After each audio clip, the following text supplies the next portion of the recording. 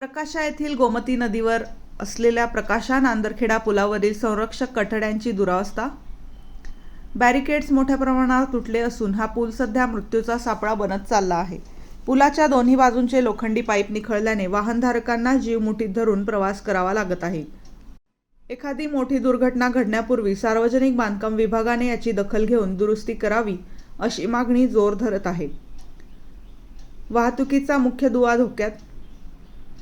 प्रकाशा ते नांदरखेडा हा मार्ग नंदुरबार जिल्ह्याला जोडणारा महत्त्वाचा दुवा मानला जातो. या पुलावरून दररोज शेकडो लहान मोठी वाहने, शालेय बस आणि अवजड वाहनांची वर्दळ असते. मात्र गेल्या काही दिवसांपासून पुलाचे बॅरिकेड्स अनेक ठिकाणी गायब झाले आहेत. वळण घेताना किंवा समोरून वाहन आल्यास दुचाकीस्वारांना पुलाच्या टोकामार्फत जावे लागते. अशा वेळी कठडा नसल्याने थेट नदीपात्रात कोसळण्याचा धोका निर्माण झाला आहे. रात्रीचा प्रवास काळ रात्र. पुलावर पथदीपांची पुरेशी सोय नसल्याने रात्रीच्या वेळी अंधाराचे साम्राज्य असते.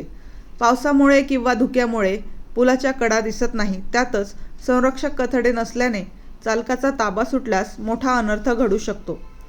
गेल्या काही काळात अनेक छोटे मोठे अपघात झाले असून प्रशासनाच्या सुस्त कारभारामुळे ग्रामस्थांमध्ये तीव्र संताप व्यक्त केला जात आहे. ग्रामस्थांचा इशारा. पुलाची व्यवस्था अत्यंत दयनीय झाली आहे. नागरिकांनी अनेकदा तोंडी तक्रारी केल्या, पण प्रशासन ढिम्म आहे. एखादा मोठा अपघात झाल्यावरच प्रशासनाला जाग येईल का? जर आठवडाभरात बॅरिकेड्सची दुरुस्ती सुरू झाली नाही तर स्थानिक नागरिक रस्ता रोको आंदोलन करू.